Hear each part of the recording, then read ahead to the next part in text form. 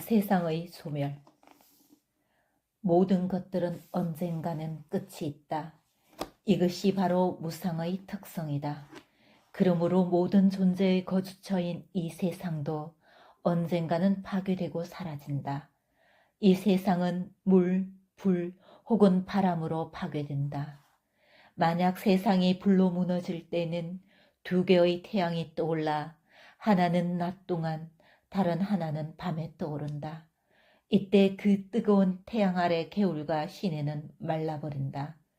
세 번째 태양이 나타나면 강들은 말라버린다. 네 번째 태양이 나타나면 히말라야에 있는 7개의 대호수가 완전히 말라버린다.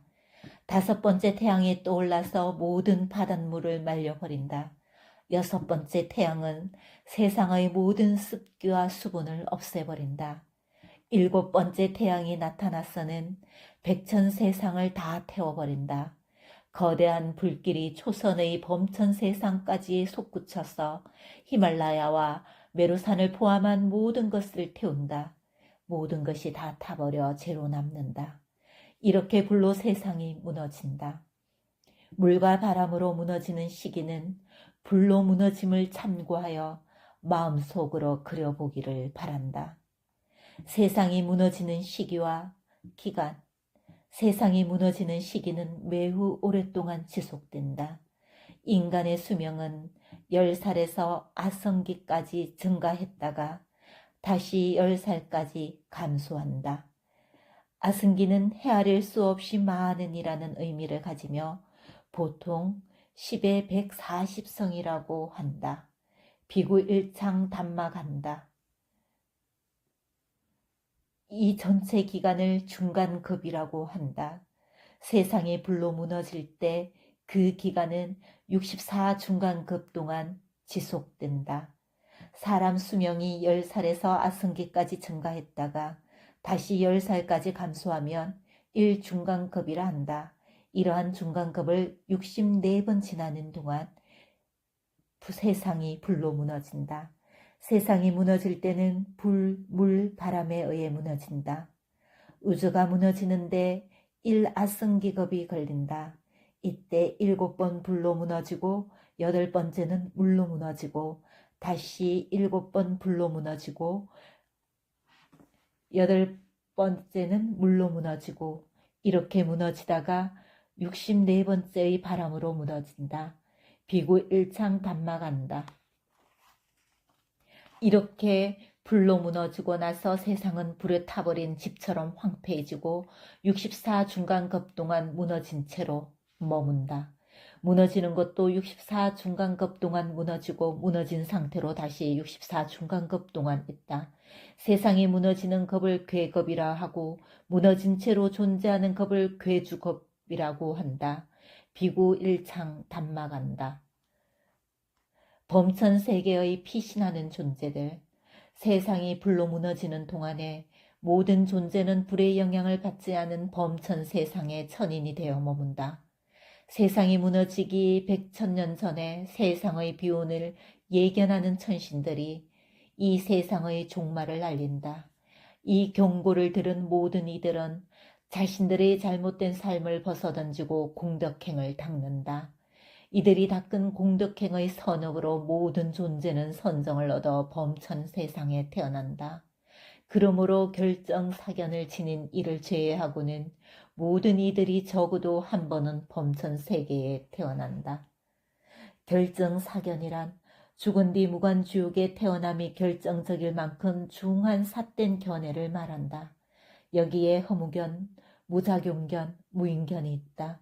결정사견은 몹시 나쁜 악업에 속하므로 무관지옥에 태어나고 우주가 무너질 때도 무너지지 않는 다른 우주의 무관지옥이나 허공에서 그 업이 다할 때까지 고통받는다. 비구일창 단마간다. 결정사견을 가진 이는 지옥에서 받아야 할 형벌이 다 하지 않았으면 다른 우주의 지옥으로 옮겨가서 계속 고통을 받는다. 다시 세상이 생겨남. 세상이 무너지고 난 후에 때가 되면 다시 세상을 형성하는 비가 내리기 시작한다. 비는 처음에 보슬보슬 내리다가 점차 강해져 집채만한 빗방울이 떨어진다. 이 비는 범천 세상 아래까지 잠기게 한다. 많은 세월이 흘러 물이 점차 빠지면 이전에 불탔던 세상은 높은 천상 세계로부터 회복된다. 물의 수위가 인간 세상까지 내려가면 산, 들, 언덕, 계곡, 강, 개울, 평원들이 점차 모습을 드러낸다. 표면의 부드러운 부분들은 점차 딱딱해져 굳건한 대지와 바위가 된다. 이렇게 형성된 대지의 두께는 24만 요자나이다.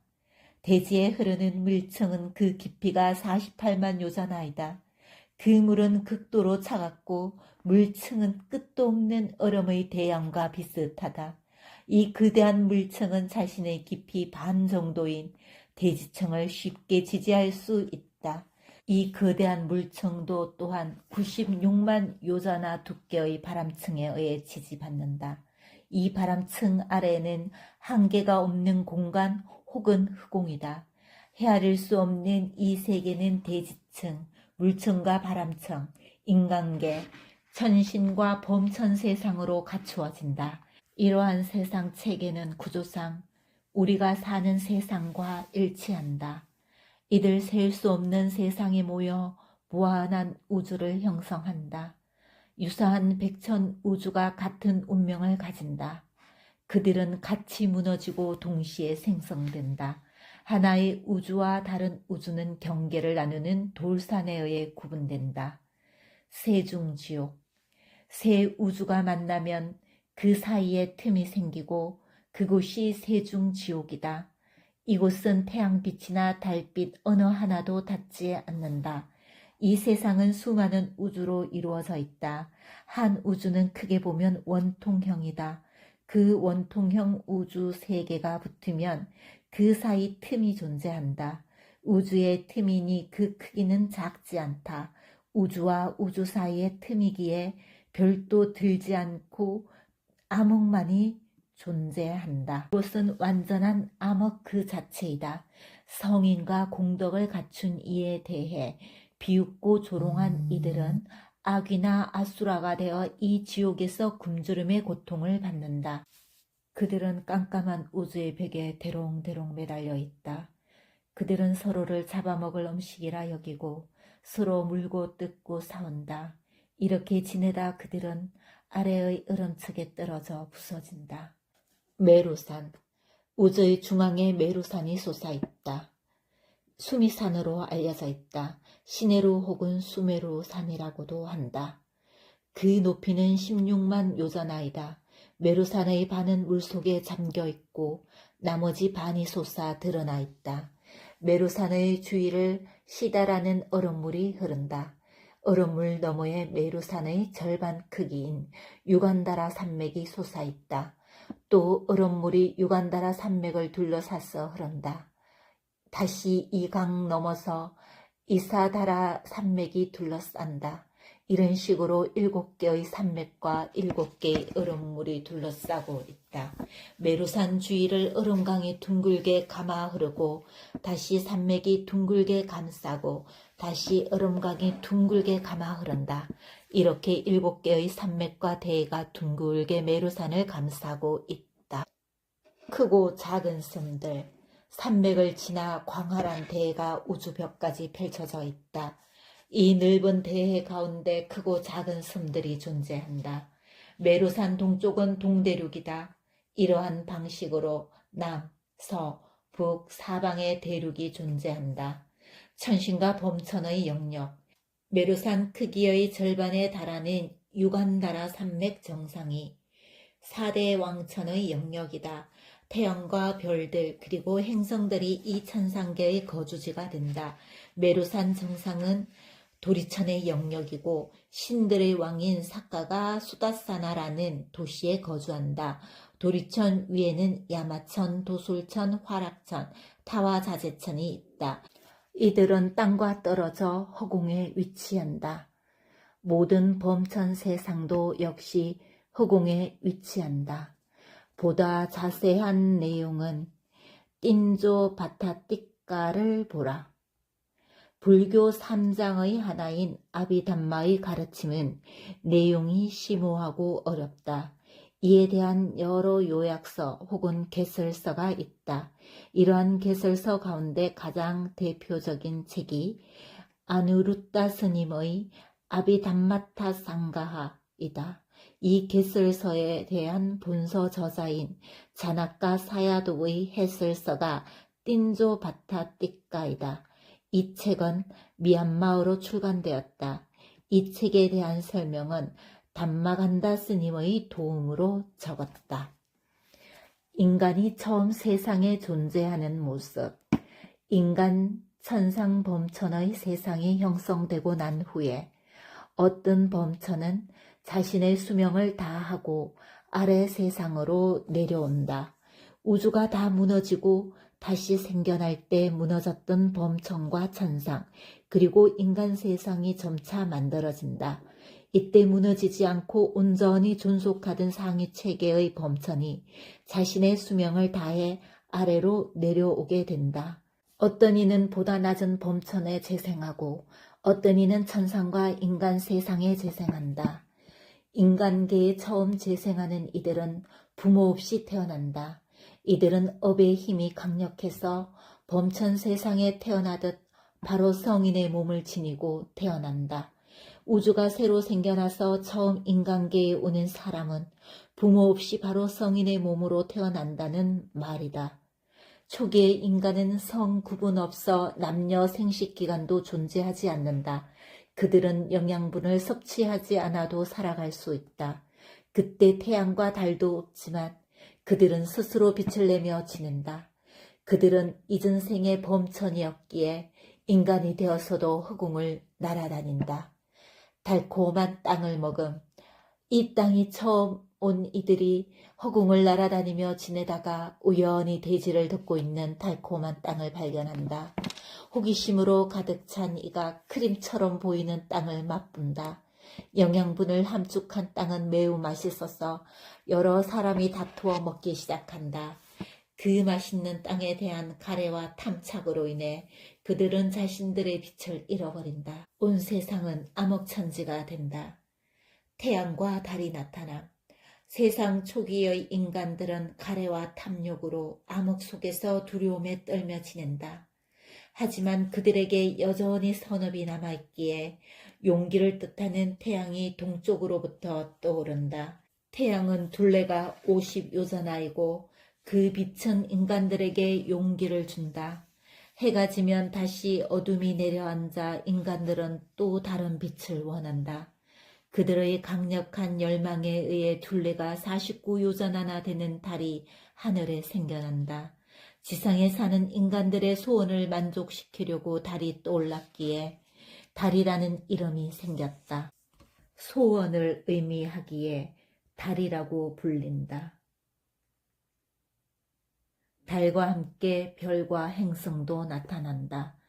천체는 인도 중부 지역력 기준으로 팍구나 달의 금음 혹은 초하루에 나타난다.